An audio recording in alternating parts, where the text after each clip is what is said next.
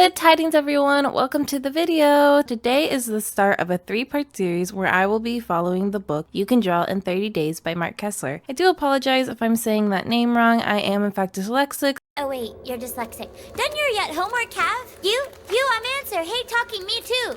So that being said, if I manage to make any spelling mistakes or pronounce anything wrong, feel free to correct me in the comments down below. Before we get into my drawings, I wanted to make it clear, nay, let me be clear, that I am very much a beginner. This is the start of me taking art seriously, and that's sort of the purpose of this channel as well. I started this channel so I could look back on the progress I've made, and because a lot of the art channels I follow already have the basics down or seem to have major art skills. So this channel, rather than being a teacher's guide of sorts, is going to be like we are learning side by side, peer learning if you will. Hopefully sometime in the future I'll be able to take on more of a teacher's role, but for now, let's learn together. You Can Draw in 30 Days. Let's talk about this book. I looked through a lot of books, and this was the book that got me the most excited to learn how to draw. I think it was because of how much it emphasized that it was okay to make mistakes and that it's not going to be perfect because you're in the process of learning. I also like how the author talked to the reader, aka me, throughout the book. I felt really encouraged and often imagined myself in the classroom while the author was lecturing at the front of the room. I really quickly want to add... Nah, I'm just kidding. Anyways, I wanted to say that I didn't exactly do all of these one day apart. Some lessons took me a couple of days to get through because I was busy or my wrist started hurting. However, anybody who wants to throw hands or fight me over this should know that the book said it was okay not to do lessons every day and to go at your own pace. Recently online, I've also been seeing people mention that it's okay not to draw every day because drawing is supposed to be fun and enjoyable, and that is the best way to get better / truly learn. So that being said, that's why I didn't draw every day, because I want to love art. I don't want to hate it. This book does feature bonus sections for each day. I didn't end up doing any of them. Part of that was because of me feeling overwhelmed with the amount of work already in front of me, and the other part thought that it might make a great YouTube video later on when I have more drawing skills. Let me know if you guys also think that's a good idea though. Lastly, before we start going through the days, I want to acknowledge that I did not end up buying this book, although I might one day. However, for the time being, I checked this book out from a library. I highly encourage you to do the same if you're wanting to learn a skill. Instead of buying books or courses, look at how you can do it for free first. In the beginning, you don't know what you don't know, so it's important to look at a lot of sources and find out what works best for you before investing your hard-earned money in it. With all that out of the way, let's look at my progress going through days 1 through 10. Day 1. The sphere. So, as I stated earlier, I'm pretty new to drawing, and thus, for the first day, I completely forgot to record a time lapse. I'm so sorry for that. Side note, I am definitely going to make more mistakes in the future, and when that time comes, I hope you guys will be kind and inform me when I've done wrong. This is my first time posting my art, and my first time posting on YouTube, so please never hesitate to reach out if you have advice, comments, or concerns. Because the book You Can Draw in 30 Days was made for paper and pencil, I thought that meant I should only use one layer like you would if you were working on paper. Through this journey, I found out how useful layers can be, and over the next 3 days, you can sort of see my growth with using them more, and more. I think the other reason why I originally tried to save on layers was because upon researching Procreate, a lot of people's main complaints were the amount of layers they could use. So I think I tried to use less layers in an attempt to counteract that. I'm honestly not sure why exactly I was so uncomfortable with creating layers. However, looking at it now, it seems like the max amount of layers I can do for the canvas size I'm using is 18, which for now I think is plenty, especially for following the book You Can Draw in 30 Days. Here are my other settings for my canvas. If you have any advice for what size or settings I should be using, feel free to comment down below. I really don't remember where I got the settings I'm using. I think it was someone talking about posting to Instagram, but I honestly don't remember. I tried looking up what size I should make the canvas when posting on YouTube, but I remember there not being a lot out there. I suppose most people don't use YouTube for posting art and instead have other places they flock to.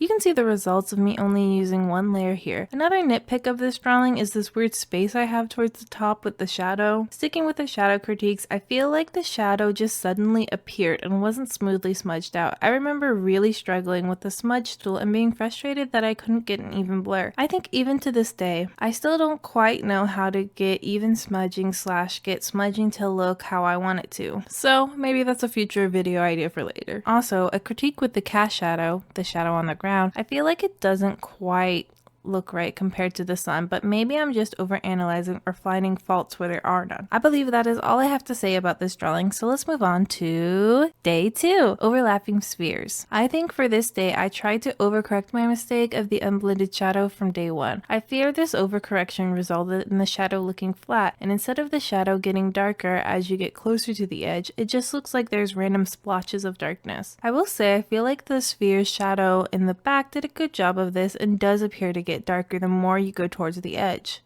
Well, for the most part. Look at me trying to get fancy with the cast shadow. I remember being frustrated that the book didn't end up going into more depth with cast shadows, mid-tone shadows, and etc. As I know, a sphere's cast shadow doesn't look like this, but I didn't have the knowledge to know how to make it look more accurate. I think at the end of the day, I was proud of this drawing, and that's pretty important for when you're starting off, as it will give you motivation to continue drawing. Speaking of which, let's get to day 3, advanced level spheres. As you can see, the circles I drew are not very circle-like, but I tried to move past making it look perfect and focused more on getting it done. Then I redid the shadows a bunch and went kinda crazy on the blending because none of it felt quite right. I wanted to make improvements with my blending, but it felt like I was just having the same issues as I had in day 2. The cast shadow is completely off from where the light source / sun is at. With that, it is also getting shorter and is not the same length. Once again, this book doesn't really go into details about making cast shadows and when to make them longer or shorter. However, I can tell just by looking at this that it's off. I don't think cast shadows is a big part of this drawing as a whole, and it is definitely not the thing I'm supposed to be learning or taking away from this lesson. But I am using this video to talk about my experiences and trying to figure out where I need to improve. I believe pointing out what I think is wrong will help others understand where I'm coming from when giving me advice. I also think it's a crucial step in the learning process, as recognizing faults where I couldn't before shows that I've made improvements as an artist. I mention this because I hope people will understand I'm not looking to tear down my drawings, but rather I am instead showing how I've grown since making them. It looks like I made the cast shadow smaller as the spheres went further along because that is what Mark Kessler did in the book. However, he had a lot more spheres, so it made more sense. I seem to have made my spheres too big and thus couldn't fit more of them in my drawings. I'm sure the other reason I didn't add more spheres was out of laziness / feeling overwhelmed. That being said, woo! I made such a straight line for the horizon line. I'm not sure if I used something to help make this line because I feel like even right now I couldn't make a line that straight. Oddly enough, I'm not sure why, but I think this is the only time where I label the light source, so enjoy my handwriting and poof, it's gone. Day 4, the cube. Before doing this, I didn't even know that doing these dots were a method people use to draw cubes. I'm pretty happy with how most of my lines turned out, but there is this one line here that seems to be causing the majority of the problems. I think with simply adjusting this line to be more straight, the rest of the drawing would see major improvements. I believe the cast shadow and the back shadow are done fairly well. If I had to nitpick, I feel like the shadow in this drawing tapered off towards the edges, so I would definitely push those shadows closer to the edge if I had to redo this drawing. Day 5, the hollow cube. I remember struggling with the time lapse on this piece. In the end, I didn't end up capturing anything. I can't quite remember what happened, but I remember turning the time lapse on and off halfway through or something like that, and in the end, there was no time lapse. Gomenasai. Sorry once again. Even so, we can still dissect this drawing. I believe this is the only time I draw the horizon line diagonal to the bottom of the page, which is a little odd. Looking at my drawing, I think I did this because the box I drew was at an angle rather than the sides of the box being parallel with the sides of the page. Along with this point, based on the horizon line and the light source, I think my cast shadow is off once again. Also, the back shadow, I'm not sure if that's what you call it, but the part right here just sort of looks like a random blob I added rather than a shadow adding depth to the image. I think the shadows under the flaps were done quite well, but the flaps of the box themselves, There's no way they could actually cover the top of the box if I were to fold them in. That's definitely something I would change if I were to redo this drawing, along with making sure the sides are equal to each other. It's halftime! Congratulations, you've officially completed half of the video. Let's cut to the halftime show. If the name Mark Kessler sounds familiar, you might recognize him from his other drawing books. You can draw in 30 seconds. Dang. Looks like I got the wrong book.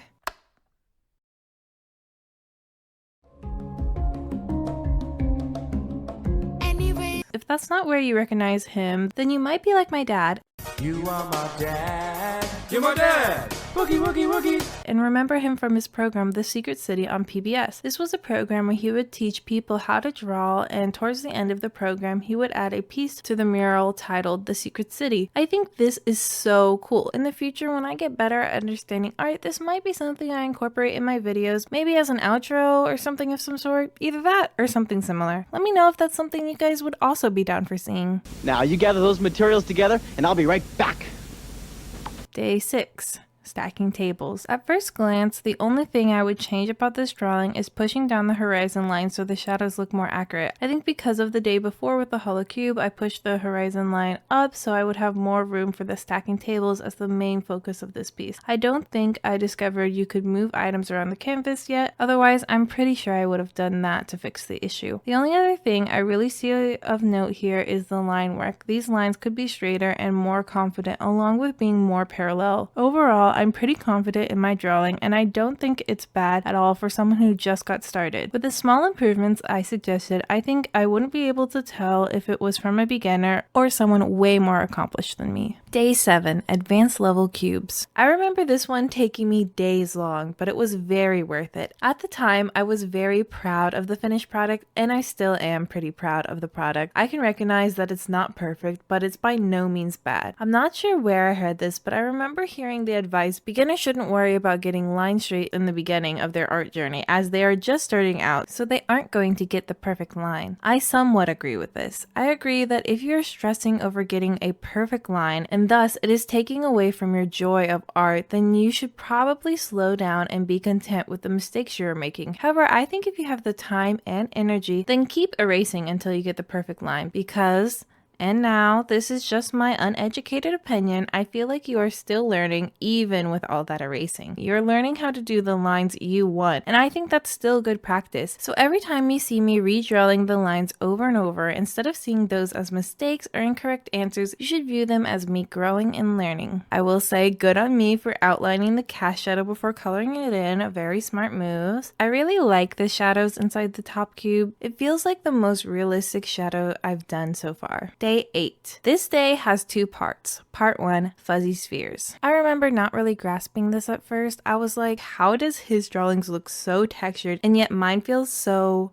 not? But I'm pretty sure halfway through I was kind of like, let's just go for it. Even if I don't completely understand, let's just try and see if we get close. I gotta say, I still don't quite feel like I understand drawing fuzzy textures yet, but I really like the texture I did for the middle ball. To me, that one makes the most sense / looks the most realistic. Day 8. Part 2, cool koalas. This drawing is definitely far from my favorite, but I feel like I was pretty accurate to the book's drawing. If I had to pick my favorite part, it would probably be the nose. I'm not sure why, maybe because it feels the most professional for lack of a better word, but it's where my eyes keep going when I look at this drawing. I also don't think the eyes are half bad. I think they might look too similar, so that's why something feels off about them to me, but honestly, I'm just guessing here. I really like how the fur at the top of the head branches apart. I think it looks really cute, and if I were to exaggerate it a bit more, it would look more cute and stylized. The center part could be made into a character design, giving the character a unique shadow or something of some sort. I'm not really sure, but hopefully someone out there gets me and can help me explain in the comments if people are too lost. I think the shading is in the right places for the most part, however, the 10% that isn't where it should be makes the drawing look off. If I'm being honest, I'm not sure where the 10% is located, shaded other than right below the neck and the dark spot over here. I feel like those would have looked more in place if I had made the side of the body darker. I do remember struggling with the shading on this project. I think I walked away at the right time, as it was better than getting burnt out trying to fix something without having the knowledge to know how to. We once again have another two-parter. Day 9, part 1, round objects. I'm not mad at any of the shading I did here. The only huge thing I can see that needs to be fixed is this line here. It looks more flat than curved. Other than that, maybe the shadow inside the bowl could be a bit darker. There really wasn't much to fix here though. If there is, then it's above my current observation skills. Day 9, part 2, rose. I didn't really like shading for this project, so I didn't end up taking it out as far as I probably should have. The dark shadows I did do are really good and help the image pop. I would just add more transitional shadows in the future. Also, looking back, I really failed to add the details of the thorns and the leaves, and I'm not sure if I just forgot to revisit this drawing and instead moved on to the next day, so I do apologize for that. Day 10. The cylinders. I can see the top of the cylinders are far from perfect, but so is life. It's my life. I can say whatever I want.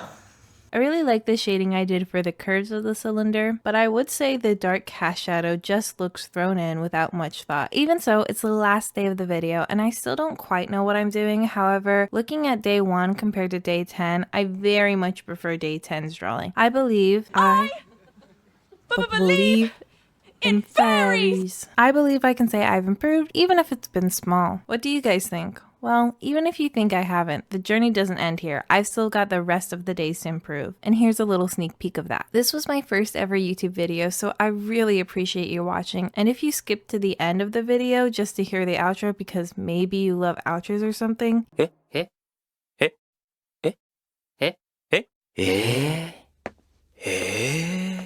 you're here now and that's all that matters. But maybe you should give it a like because I was able to clock you. Make sure you subscribe if you want to see the full results, unless you're watching this from when the next video is already out. In that case, you didn't really need a sneak peek in the first place. Anyways, thank you so much for watching my video. I really do appreciate even someone who was just willing to sit through and watch me ramble. I'm making these videos to document my art journey, as most of the time when I watch an artist, they already know how to draw. So I thought it would be interesting to see an art channel go from 0 to 100. I'm not sure if I'll ever get to 100, but I'm going to do my best because that's all I can do. I also want to add that I'm probably not the first person to do this. It's just something I personally haven't seen before. Feel free to comment below any hobbies or skills or something else that you've always wanted to start/get better at, and update your progress anytime this video shows up in your feed. Bye bye and love you lots.